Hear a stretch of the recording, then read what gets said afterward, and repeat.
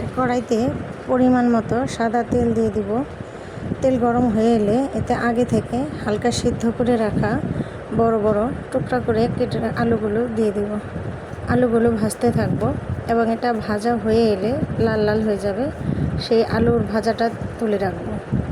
এরপর সেই কড়াইতে যে তেল থাকবে তার মধ্যে কাঁঠালের টুকরাগুলো আগে থেকে লবণ হলুদ দিয়ে সিদ্ধ করে রাখা সেই কাঁঠালের টুকরাগুলো দিয়ে নেড়ে চেড়ে দেব।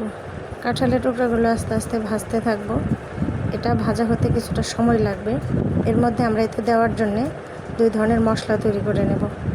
একটা বাটিতে পরিমাণ মতো মরিচের গুঁড়া, হলুদ গুঁড়া, ধনে গুঁড়া, লবণ, ফেটিয়ে রাখা টক দই এবং সামান্য পরিমাণ জল দিয়ে একটা মিশ্রণ তৈরি করে নেব। এরপর কাঁঠালের টুকরোগুলো আস্তে আস্তে ভাজা হয়ে এলে আমরা ভাজা কাঁঠালের টুকরোগুলো উঠিয়ে নেব। কড়াইতে সামান্য পরিমাণে তেল যোগ করে দেব। এরপর সেখানে আগে থেকে তৈরি করা টমেটো, আদা ও কাঁচামরিচ এর পেস্ট দিয়ে কষিয়ে নেব। তারপর যে মশলাটা আমরা তৈরি করেছিলাম সেই মশলাটা এর মধ্যে দিয়ে দিব। এটা নেড়ে চেড়ে এর মধ্যে এবার আরেকটি মশলা তৈরি করেছিলাম, যেখানে 3 চামচ জিরা, 1 চামচ মৌরি, 4টে এলাচ, 4টে লবঙ্গ, 4 টুকরা দারচিনি, তেজপাতা, 4-5টি গোলমরিচ এবং 2টি শুকনো মরিচ একসাথে ভেজে গুঁড়া করে নেওয়া মশলাটি আমরা দিয়ে দিব। এর মধ্যে সামান্য পরিমাণে টেস্টিং সল্ট এবং 1 চামচের মতো চিনি দিয়ে দিব। যারা মিষ্টি খেতে পছন্দ করেন তারা দিবেন বাড়িয়ে। তারপর সামান্য জল দিয়ে একে নেড়ে চেড়ে কষিয়ে নেব।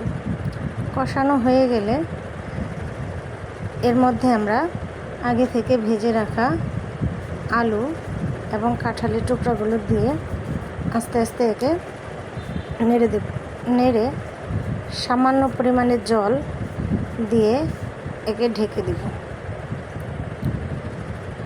ঢেকে দিয়ে চুলার আঁচ কমিয়ে দিব।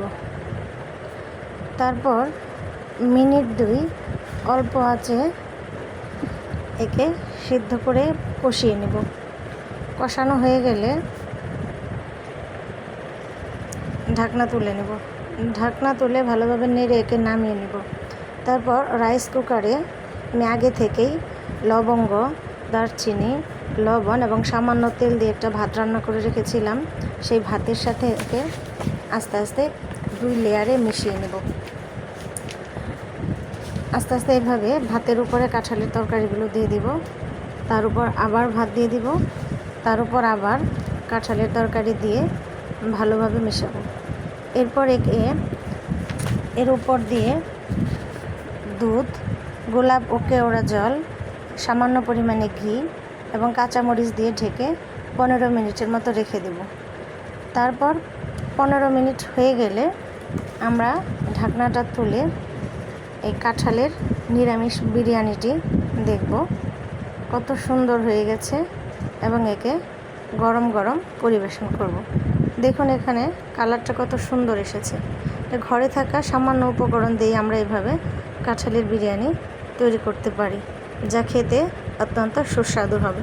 দেখুন কাঁঠালগুলো কি সুন্দর নরম হয়ে গেছে, খেতে অনেক মজা।